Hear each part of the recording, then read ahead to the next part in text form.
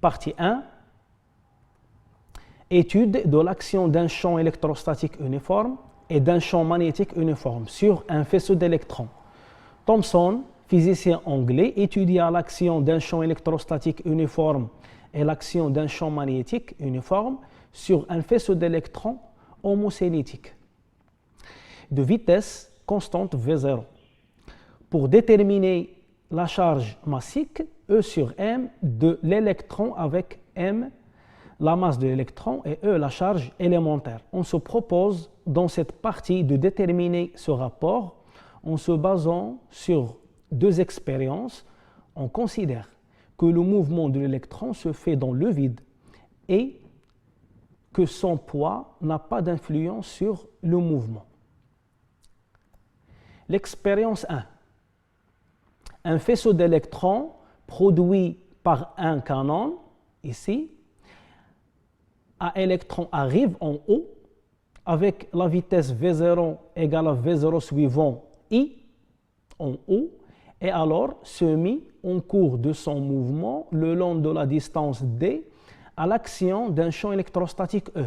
Donc voilà le champ électrostatique, il est entre les deux plaques P et P'. Uniforme créé par deux plaques P et P' orthogonales au plan OXY. Voilà. Donc ces deux plans-là, ils sont orthogonales au plan OXY. De distance L. Voilà la distance qui sépare les deux plaques. On désigne par U la différence de potentiel du potentiel de la plaque P moins le potentiel de la plaque P'. Et D, la distance entre I et O'. Le mouvement de l'électron est étudié dans le repère orthonormé ROIGK associé à un référentiel terrestre supposé galiléen. On prend l'instant où l'électron passe par O comme origine des dates.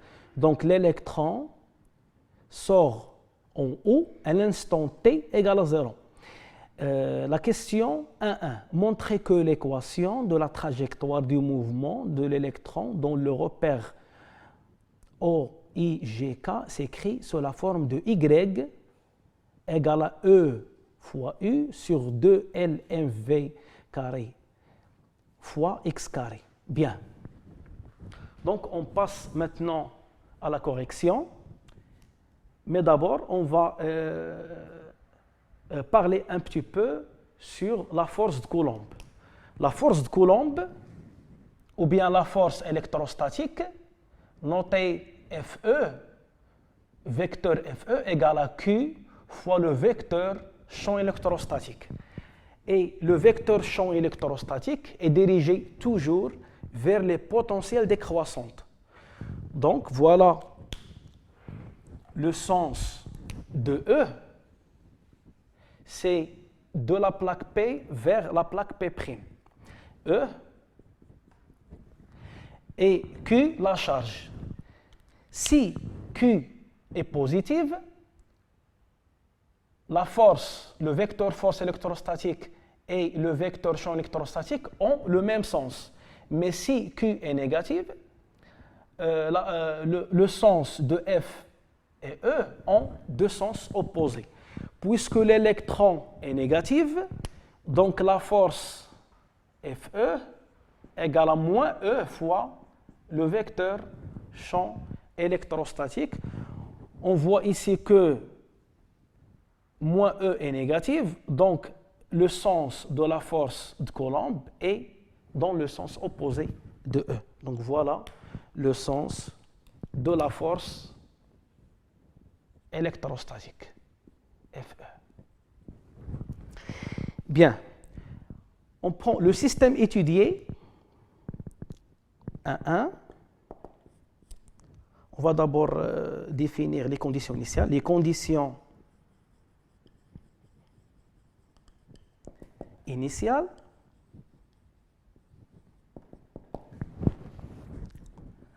Donc on a le vecteur V0x égale à V0 car V0 à l'instant t égale à 0, il est suivant I.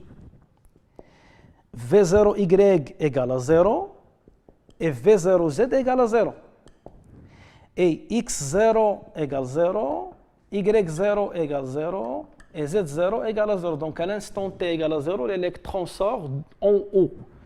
Donc x0, y0, z0 égale à 0. Bien. Le système étudié. Système étudié. C'est l'électron. Bilan des forces.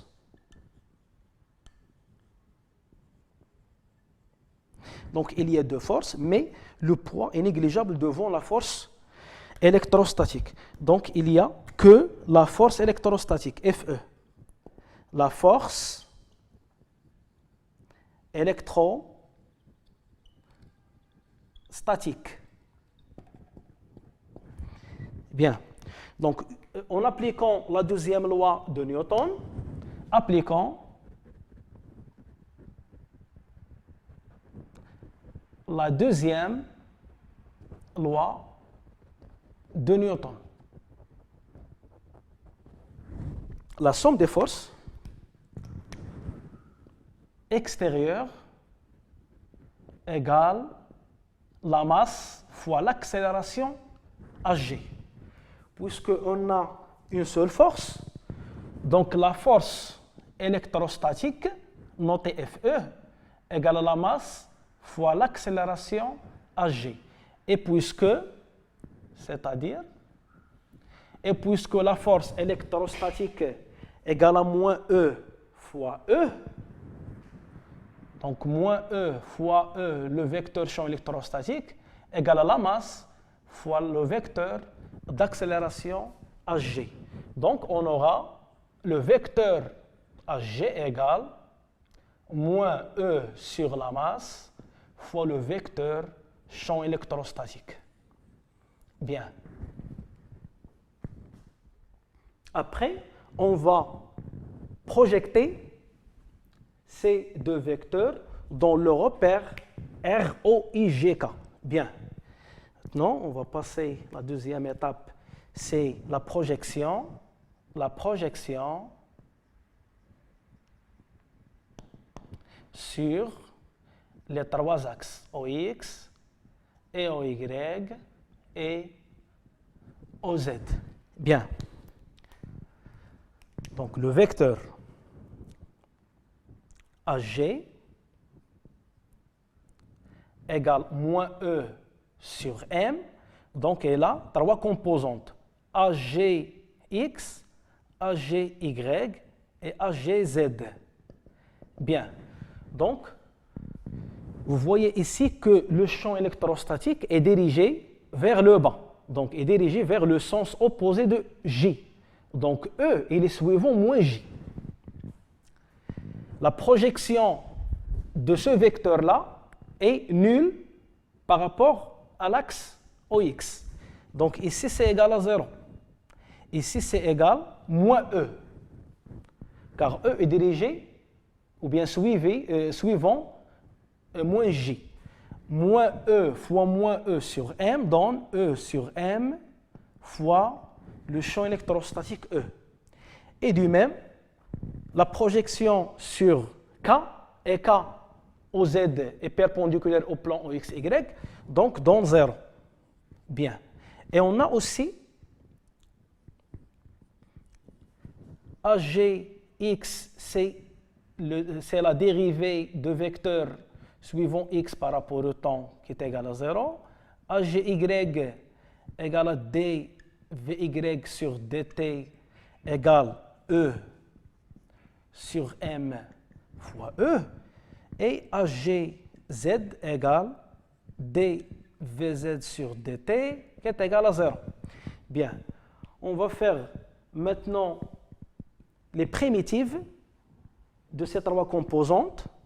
Donc, puisque dvx sur dt égale à 0, le vecteur, le module de vx, ou bien la composante vx égale à une constante. Bien, primitive par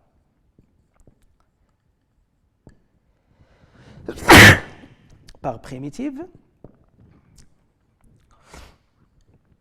Vx de t égale à une constante K1, puisque dvy sur dt égale à E sur M fois E, ce terme il est constant, donc devient E sur ME fois T. Donc Vy de T égale E sur M fois E fois T.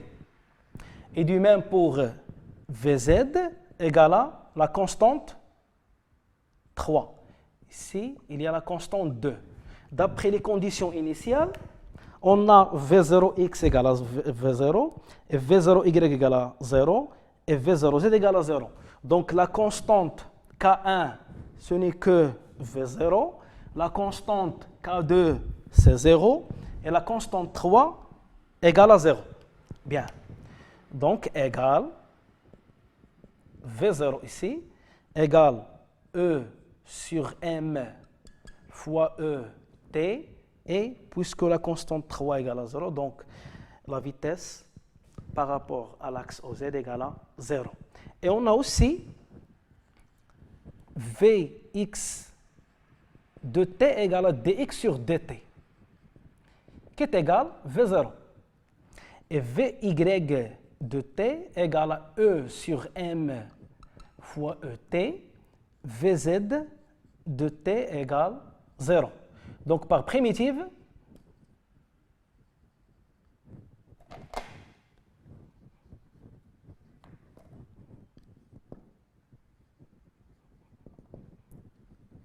on a, puisque dx sur dt égale à une constante, donc x de t égale à V0 fois t.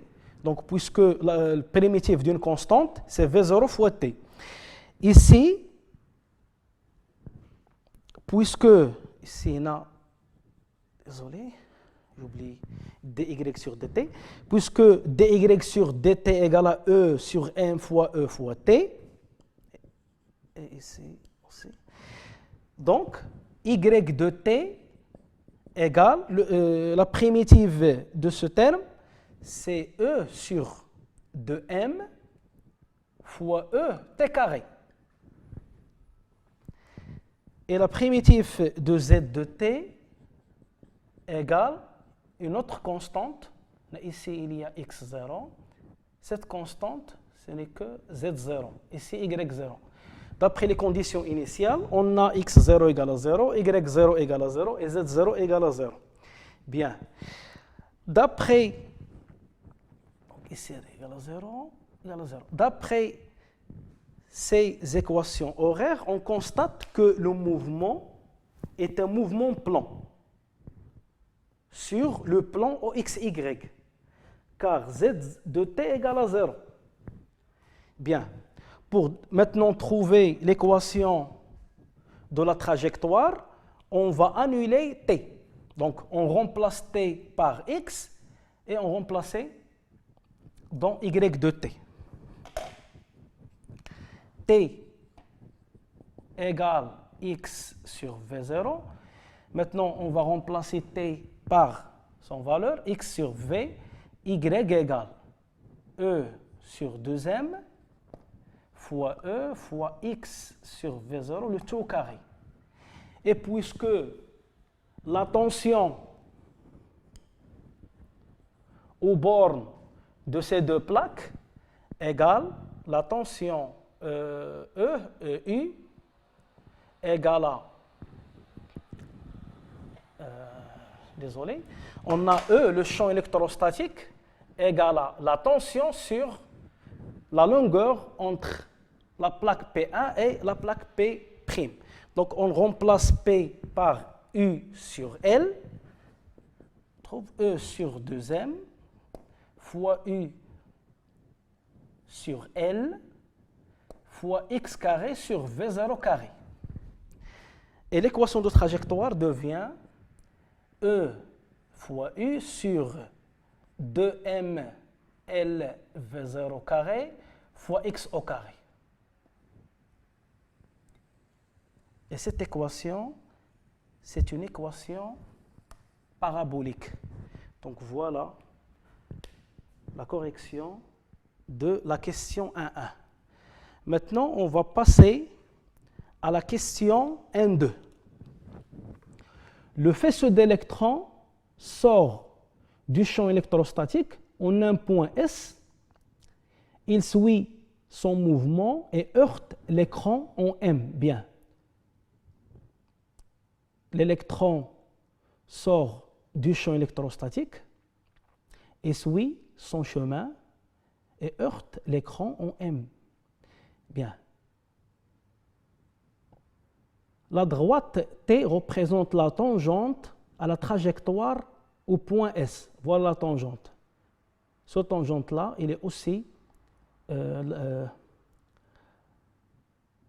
chemin de S. Montrez que la déviation électrique O'M d'un électron s'écrit sous la forme de O'M égale à ED fois petit d, voilà petit d, c'est la distance des deux plaques, fois U, la tension U, sur L, fois M, fois V0 carré.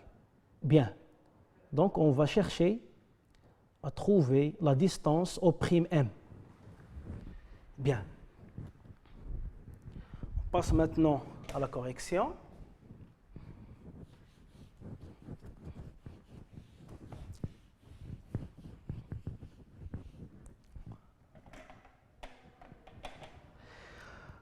Donc, on a I. Je fais ici un angle alpha. Donc, je prends ce triangle-là, I, O'M, c'est un triangle rectangle en O'M. 1, 2. La tangente de alpha,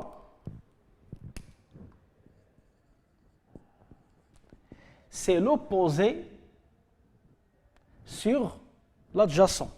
C'est O'M sur l'adjacent, c'est O'I, c'est D.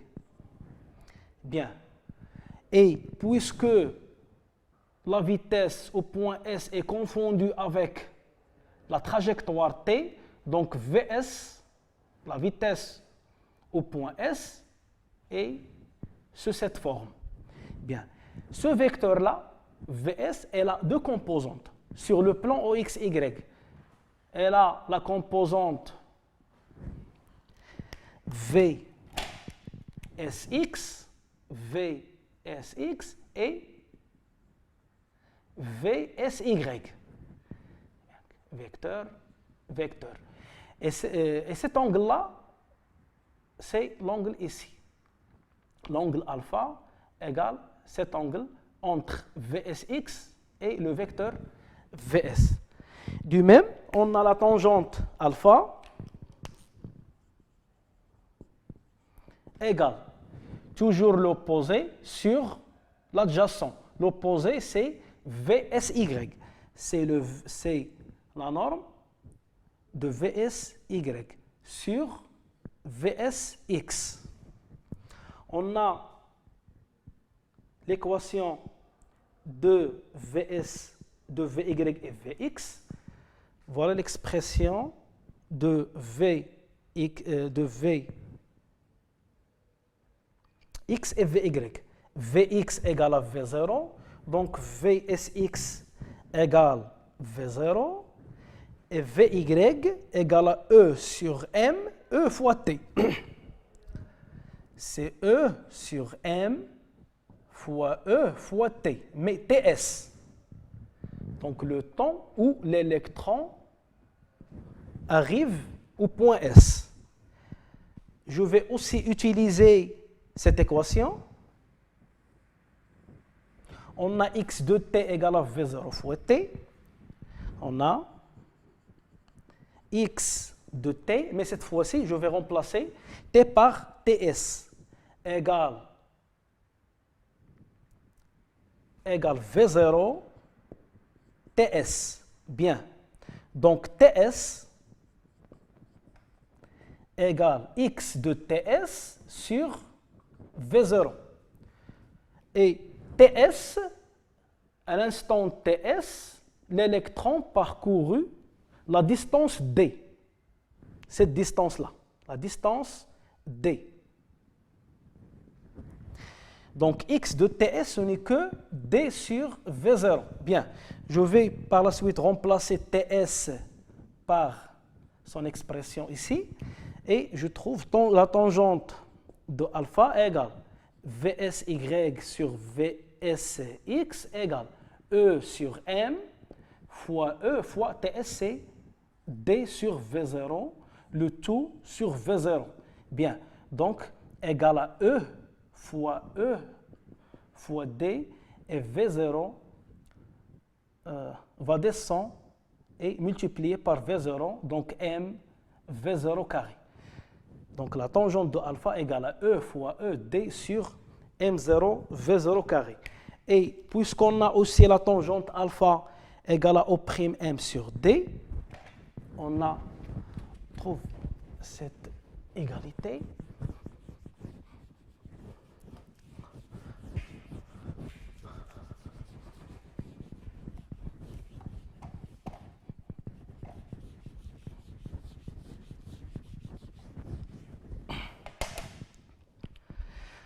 La tangente de alpha égale à O' M, c'est la déviation électrique sur D, cette distance-là, égale aussi E fois D sur la masse fois V0.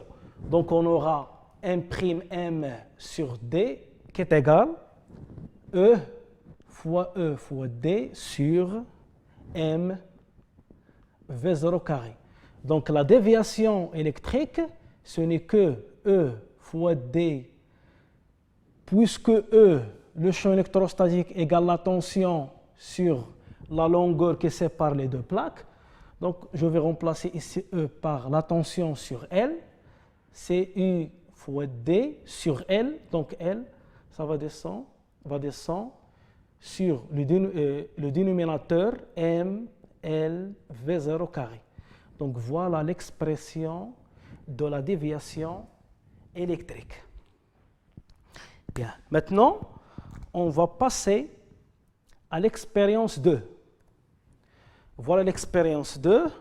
Le faisceau d'électrons arrive en haut avec la vitesse V0 égale à V0 suivant I. Donc, il est toujours les électrons issus en haut avec la vitesse V0 qui est suivant I. Et se mit en plus du champ électrostatique précédent à un champ magnétique uniforme B orthogonal à E. Donc cette fois-ci, on a deux champs. Il y a le champ électrostatique et il y a aussi le champ magnétique. Bien, on fixe l'intensité du champ magnétique sur la valeur B égale à 1,01 millitesla. Le faisceau d'électrons heurte alors l'écran en O'. Déterminer le sens du vecteur champ magnétique B. Donc on va chercher le sens du vecteur champ magnétique B. Donc question 2, 1. Bien. L'électron, cette fois-ci, sort en haut et heurte l'écran en O'.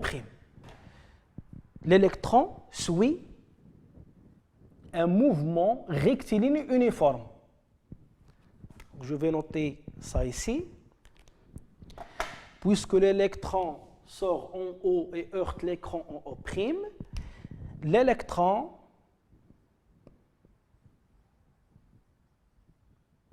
suit un mouvement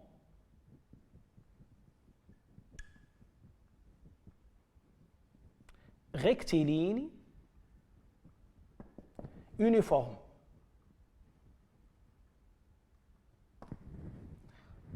Et d'après le principe d'inertie, ou bien la première loi de Newton, selon la première loi de Newton,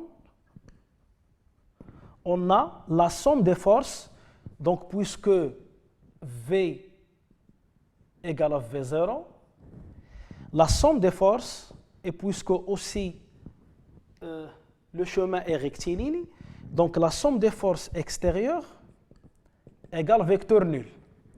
On a cette fois-ci deux forces, on a trois forces, mais on néglige toujours le poids. On a deux forces, la force électrostatique et la force magnétique, égale vecteur nul. La force magnétique, je vais noter ici un petit cercle B, mais B, le sens du champ magnétique, est-ce qu'en avant, en haut ou bien en arrière? On voit ça dans cette question. Attention, la force magnétique, le vecteur force magnétique égale moins la force, moins le vecteur de la force électrostatique. Et puisque la force électrostatique est dirigée suivant J, donc égale moins E, F, puisque FE il est suivant J, donc éliminer là. Le sens de la force magnétique il est suivant moins J, suivant moins J, bien. La force magnétique il est suivant moins J, car FE et FM ils ont deux sens opposés. Donc FM, je peux écrire ici FM, le sens de FM, c'est moins FM suivant J. Donc pour trouver le sens du champ magnétique B, on va utiliser la technique des trois doigts de la main droite. Bien, la technique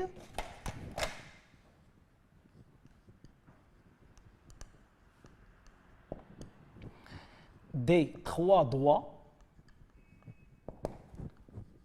de la main droite.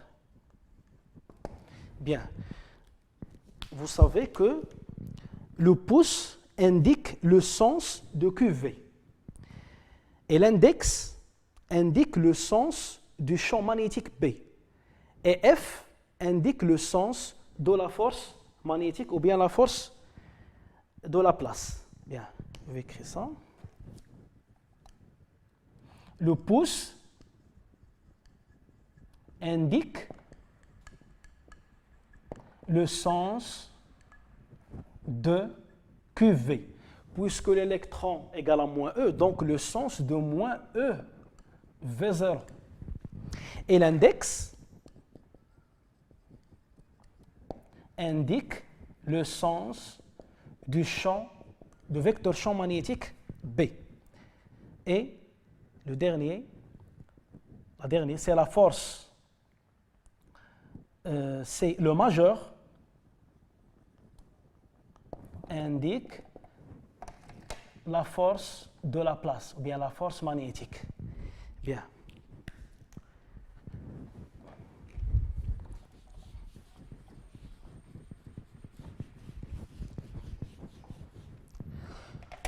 On a déjà dit que le pouce indique le sens de moins E V0. Bien, voilà le sens de moins E V0.